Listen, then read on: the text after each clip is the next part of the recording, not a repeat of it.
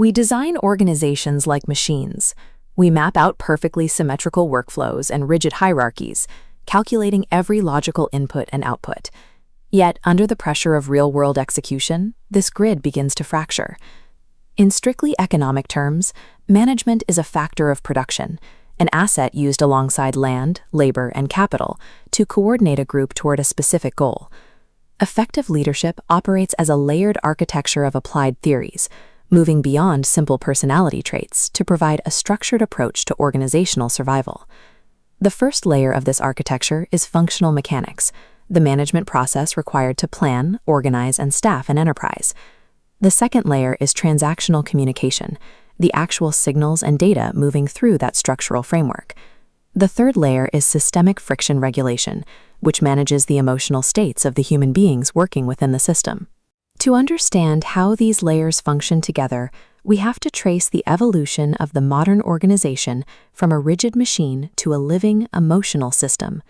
Classical structural business plans frequently collapse because they fail to account for the complexity of the human workforce they are meant to direct. In the early 20th century, the classical school of management, led by pioneers like Frederick Taylor, approached industry with the belief that workers were mechanical components to be optimized for maximum efficiency. This era established the management process, a rigid cycle of planning, organizing, staffing, directing, and controlling. Within this framework, directing and controlling function as top-down commands. A manager issues instructions, then measures performance against a standard to correct deviations. This management structure mirrors early communication theory, specifically the Shannon-Weaver model, which treats information as a signal moving linearly from a source, through a channel, to a receiver. This created the hypodermic model of leadership. A manager encodes a command, transmits it, and assumes the receiver decodes it with total accuracy. Early theorists believed the only barrier to success was environmental noise within the channel, technical issues like a lost document or a bad connection that distorted the message. These models rely on the assumption that employees are passive, unthinking receivers who simply execute whatever data they are given. When leadership is reduced to a one-way transmission, it generates hidden systemic strain by ignoring how workers actually process and respond to instructions. Management that treats a workforce as a collection of gears and pulleys fails to account for the localized interpretation and human friction that occur during every task. This mechanistic view changed with the behavioral school. The Hawthorne experiments demonstrated that the workplace is a social system where productivity is directly influenced by worker attitudes and group dynamics. Management theory adapted to this social reality by evolving into a continuous, iterative cycle. In this model, planning and controlling are never finished. They are part of an ongoing process where the results of execution constantly inform the next set of goals. Communication theory made a parallel shift toward interaction models.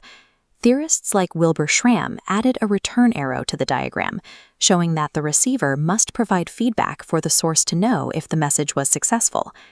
Leadership became a two-way loop, recognizing that an organization cannot function without a constant flow of responses coming back from the workforce. Schramm argued that communication only succeeds when it lands within the overlapping fields of experience of both the manager and the employee, requiring shared context and understanding.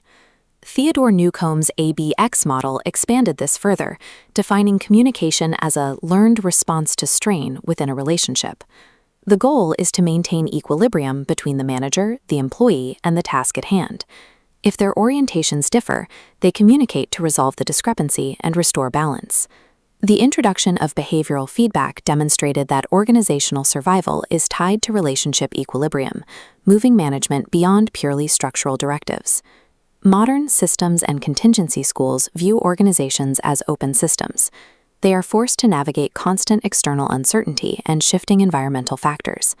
To handle this complexity, communication evolved into Dean Barnland's transactional model. Here, sending and responding happens simultaneously across a massive network, rather than in a simple back-and-forth loop.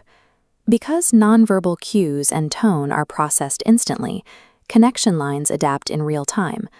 Leadership is co-created in the moment through the constant interaction of every participant in the network. However, These rapid, simultaneous networks create a new vulnerability: emotional friction. In 1995, psychologist Daniel Goleman provided the theoretical solution to this friction with the concept of emotional intelligence, or EQ.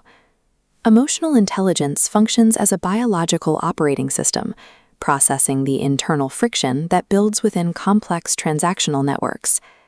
Each component of EQ supports a classical management function. Self-regulation prevents a leader from reacting with panic during a crisis, allowing the controlling function to remain objective and effective. Empathy allows a manager to expand the overlapping fields of experience between themselves and their team, ensuring that directions are decoded as they were intended. Finally, motivation and relationship management drive the collaborative effort needed to maintain Newcomb's equilibrium between the people and the mission.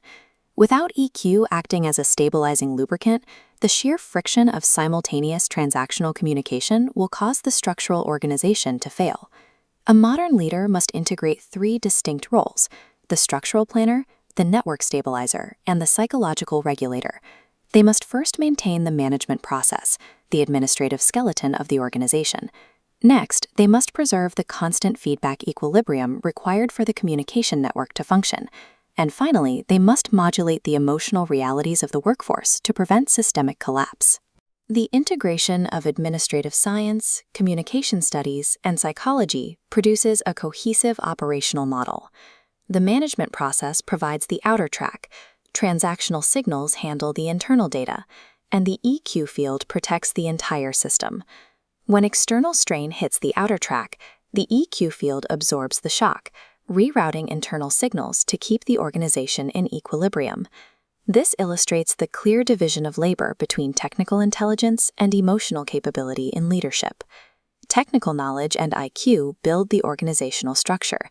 Emotional intelligence and transactional communication ensure that the structure survives contact with reality.